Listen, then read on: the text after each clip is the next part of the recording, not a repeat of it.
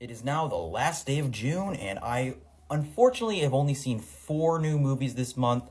And but this was a pretty good month because I quite enjoyed every single one of these movies for the most part. Number four in the number fourth spot and last place is Sous la Paris or Under Paris, and this is still a pretty good movie as we do live in a day and age where the best shark movie of all time still came out a little like almost 50 years ago with Jaws. And this movie is not even close to as good as Jaws, but it's still pretty good. And I think with a movie like this, you have to still go in with low expectations. Just go into a movie like you have to go into a movie like this just knowing I just want to have some fun, and you're going to get that. Where the best parts of this movie are, just all these sharks at the Olympics in Paris, just basically eating all the swimmers. You get some fun shark kills. It's some fun characters, but it's not some masterpiece film. I've seen some people say that it's fantastic. Like, I would not at all go that far, but I definitely thought that it was pretty good. And it's, if you just want a fun shark movie, I definitely think that this is going to give you what you want. But like, I feel like it's very, not necessarily by the books, but it's very, I wouldn't even really call it predictable, but it's just very safe.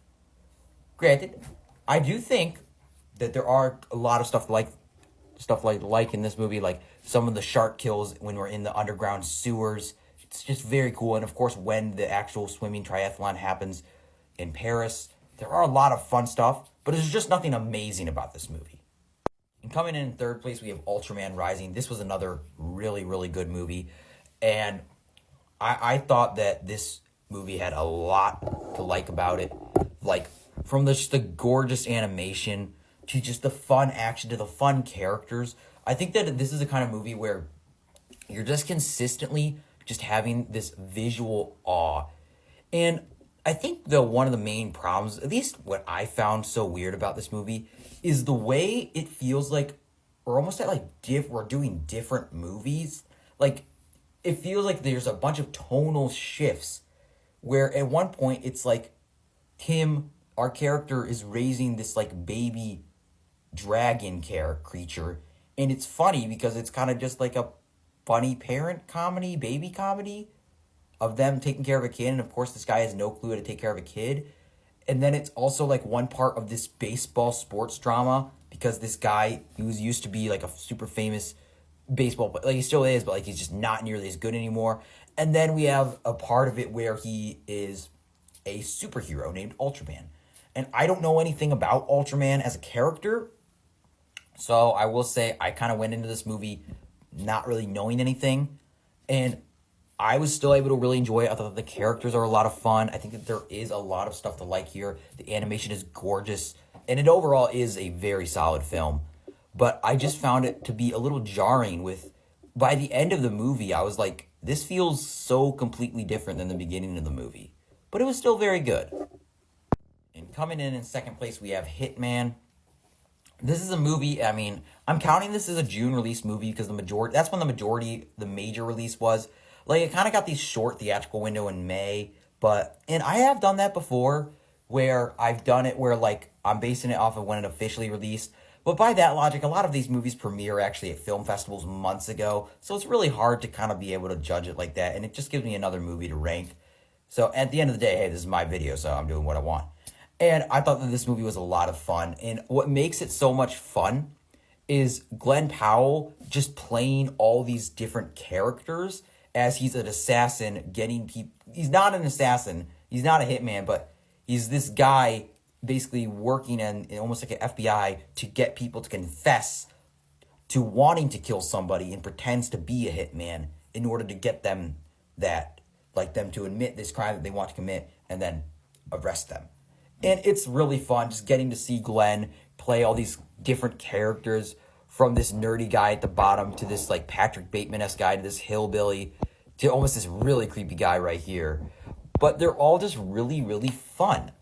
it's just a very fun, charming movie, and it's also very much a rom com between Glenn and Adria. I don't know how to pronounce her name, but I just think that this movie is a blast, and I think that it's just like a kind of fun rom com action comedy that there just isn't really that many of anymore, and I thought that this was a pretty good one.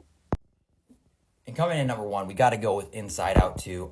I mean, this movie, I think, was very, very good. The animation is, of course, stellar. It's Pixar. And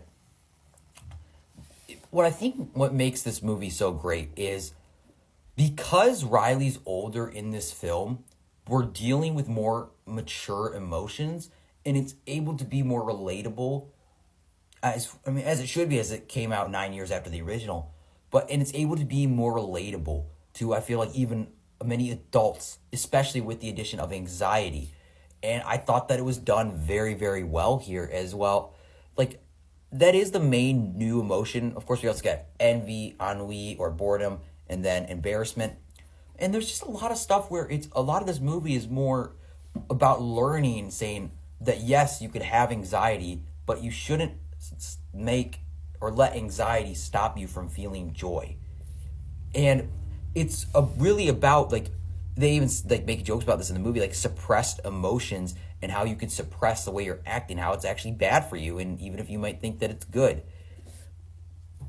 And there's also, I think, when we're in like the real world outside Riley's mind, seeing more of her relationship between like her wanting to impress this new girl as well as her still with her old friends. It's just a lot of compelling stuff like that I thought this made this movie so great.